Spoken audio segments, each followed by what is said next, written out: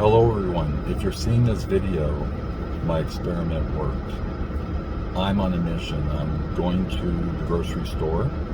I'm going to buy myself a pound of hamburger. I'm going to get some Naan Bread. I use Naan Bread instead of pita. I like it, it's softer and it doesn't break apart when you use it. And I'm getting tomato. I already have onion. I already have the spices mixed up. Stay tuned and you're going to see this is going to be a game changer. I've been without an oven for a while. My stove is not being hooked up. I was using the air fryer. I live by myself, so I don't really need to have an oven, but I am getting one hooked up on September 11th. I'm craving Donair, and I want to see if I can make my Donair recipe that I've been using. It's not mine. It's actually from Allrecipes. It's called Dash's Donair, and I've been making that for, probably 10 years now, and it is the best Donair meat I've ever tasted, even better than the stores. So if you're seeing this, it worked. Enjoy the video. Hello folks, you're in for a treat today, or at least I'm in for a treat. I've been craving Donairs now for quite a while. Today's cheat day, so this is something I wouldn't consider healthy food, but delicious food. I've been making Donairs for years and don't have an oven because I'm just cooking for myself, so I use an air fryer. So I thought, this recipe that I've been using, let's try to see if we can make it work for the air fryer.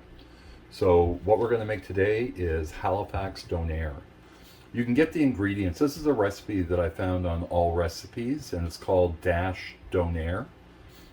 So I will list the ingredients below, but in this bowl here, I've already mixed out the spices, which is 1 teaspoon of salt, a teaspoon of oregano, a teaspoon of flour, a half a teaspoon of black pepper, a half a teaspoon of Italian seasoning, a half a teaspoon of garlic powder, and a half a teaspoon of onion powder, and then 1/4 teaspoon of cayenne pepper.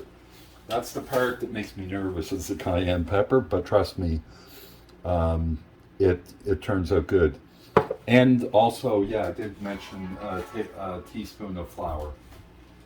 So what we're going to do is we're going to start mixing. I'm not going to show you how to make the Donair sauce, because in Halifax we can buy it here. So I might, if there's interest in that, let me know in the comments below, and I can do another video on how to make the Donair sauce.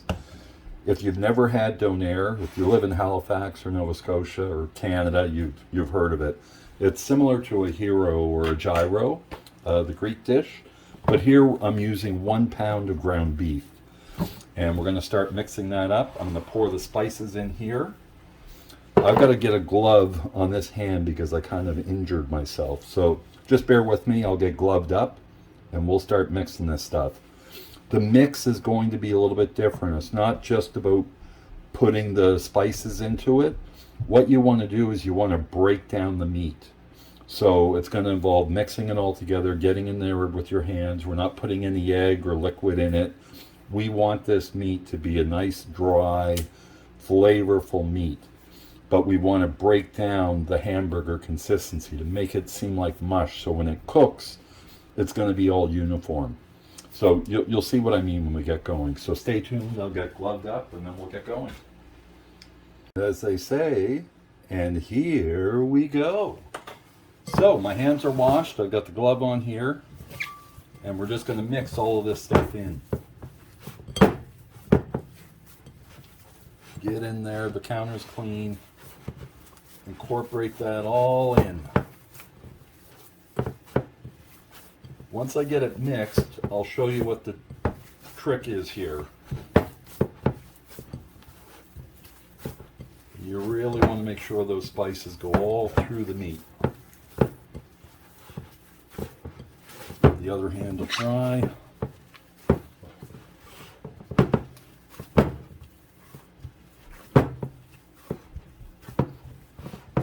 Okay, do we seem to have that mixed up? Now what we're going to do, here's the trick. You form it into a ball and you go like this. Ideally, if you have a steel bowl, you would use that, but you just you keep pounding it.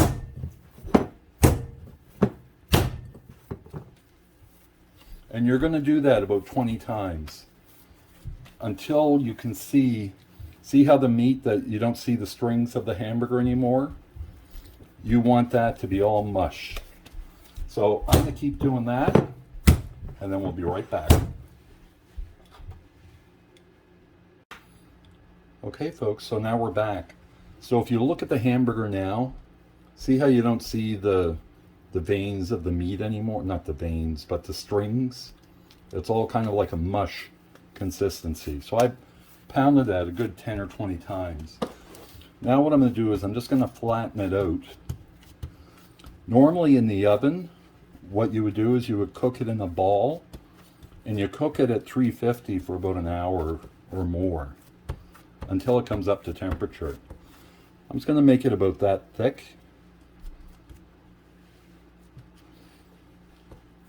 That's about the right thickness there. So it's like a giant hamburger, but that's a pound of meat. What I've done is I've greased, I can take this glove off here now. What I've done is I've greased this pan because you don't want it to stick. And we're going to take this, I'm actually going to use a spatula. I should have probably greased the cutting board.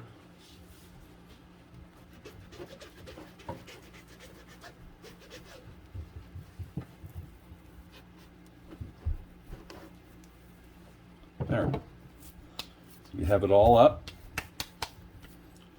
It's the same thickness all the way around.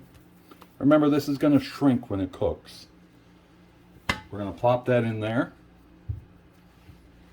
I'll rinse my hands off.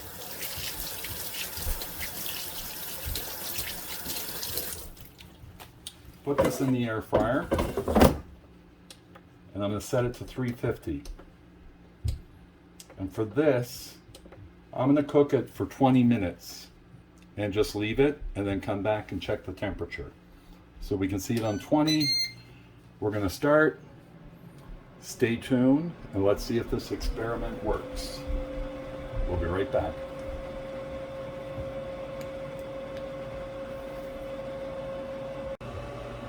So while it's cooking, I'm only making enough for me. So what I did was I took a slice of tomato, and I took a piece of onion and cut it up. So that's going to go on the sandwich, on the naan bread that I'm going to use. A lot of people use pita. I find naan is softer, and it holds everything together better. Even though it's thicker than pita bread, it doesn't tend to break apart like the pita does when you make it. Try it out with naan. I'd really recommend it. And again, the Donair sauce you can buy in the grocery stores here, so I'm not going to go through making that. When this is done, we're just going to let it rest for a little bit. But the experiment is, how long is it going to take to cook in the instant fryer, and will it be just as good? We'll find out. Stay tuned. So here's the moment of truth, folks. Remember, this isn't the full cook. What I'm expecting here is maybe we'll end up around 140 degrees, but what we're going to do is pull it out. See how that turned into a ball?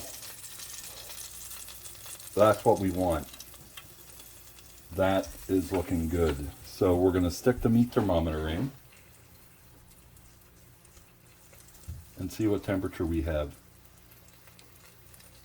Not too bad. The inside is 122. And see the oil coming out of there? That's okay. We want that.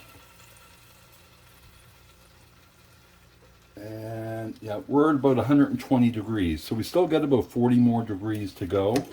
What I'm going to do is I'm going to use some tongs, and I'm going to flip that over. So a lot of the grease will drain out, and there's already a lot of grease, and that's the good thing about the air fryer. If you were cooking this in an oven, you'd put it on a basting rack, and all of the grease would go into the pan. So you don't want this sitting in the grease. That's why the air fryer, look, there's already a lot of grease in there from this. So I'm going to put that in for another 10 minutes, and then we'll do another check. I don't want to burn this, so that's the key. Again, we're going to Keep it at 350. Bring that down to 10. Let's go 11. And then we'll be back and check the temperature. I think we're going to be eating Donairs tonight, folks. Stay tuned.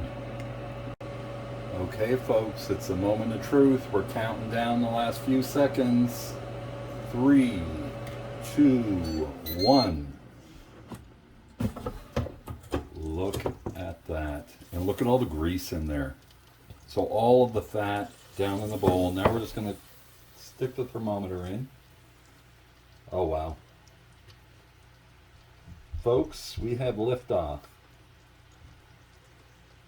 It's definitely above 160. I could have probably done that probably for 8 minutes instead of the 11. So what I'm going to do now is I'm going to put this here, rack. We're going to take that out, and there's our Donair meat. It doesn't look like much. Remember, it's only a pound of meat, and we beat the living daylights out of it. So it's all shrunk up. That's what it's supposed to look like. Now, if you were cooking for more than one person, trust me, I'm not going to put all of that in one sandwich. This is going to be enough to do me probably about 3 sandwiches. But we're going to let that cool down. It shouldn't take long because it's fairly small. Again, I just did a small batch. And then we'll be back and show you what we do next, which is going to be to slice it up. You won't see a lot of fat dripping down there, so that's why I put the paper towel just to show you. Now, if we look in this pan, look, let's bring it under the light. You can see all of the grease that was in that is now on the bottom of that pan. So that's exactly what we want. So now we're just going to let that cool down. And then we'll be back to slice it up and start making some Donairs. Okay, folks, we're back and we're going in. So this is cooled down enough that I can touch it. Notice the paper towel. Now it's got some grease on it because I just set the hamburger there. But all the fat is in the pan. That doesn't mean that this is healthy. It's still a hamburger. But what I'm going to do is I'm just going to slice this.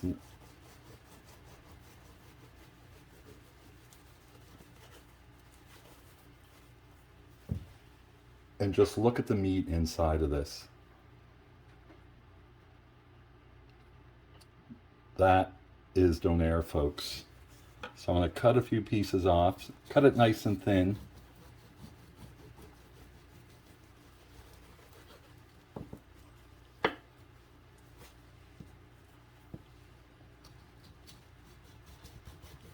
And you can store this in the refrigerator.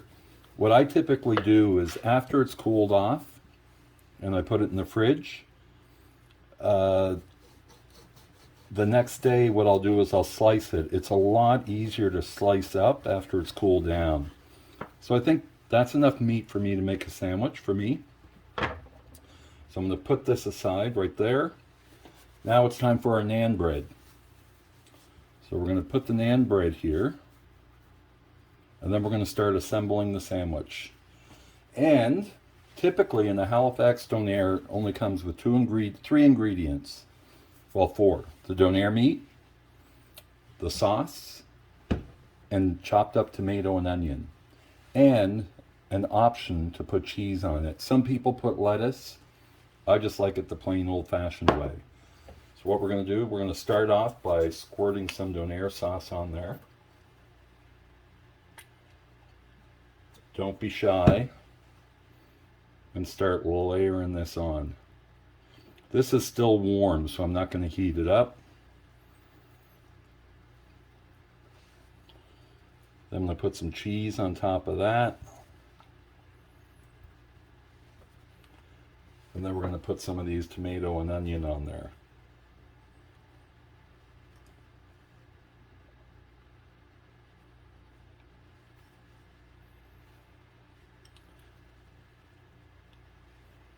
And then we're going to top it off with a bit more sauce.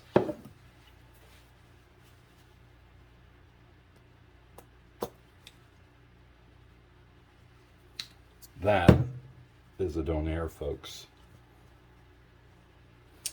So what I'm going to do is I'm going to wrap that up in some tin foil. I don't need to show you how to do that. I suck at putting pitas together. So what we're going to do is we're going to fold that up. And if you've ever bought a Donair in Halifax, you'll notice that it's always wrapped in tin foil. And you might ask, why is that? That's because all of the grease, not the grease, the juices, like this Donair sauce is going to drip down. It's going to be messy and sticky. So the Donair or the tin foil helps to keep it all inside. So you'll see what I mean when we do the taste test. So we'll be right back, and we're going to go in and sample this Donair. Stay tuned.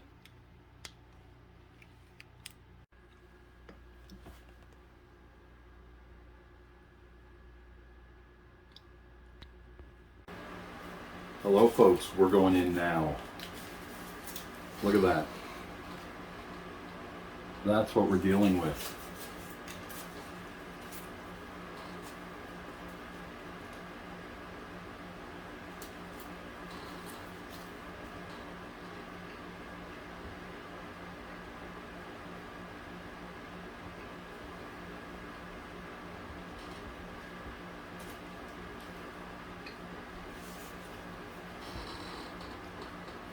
Look what we're dealing with, folks.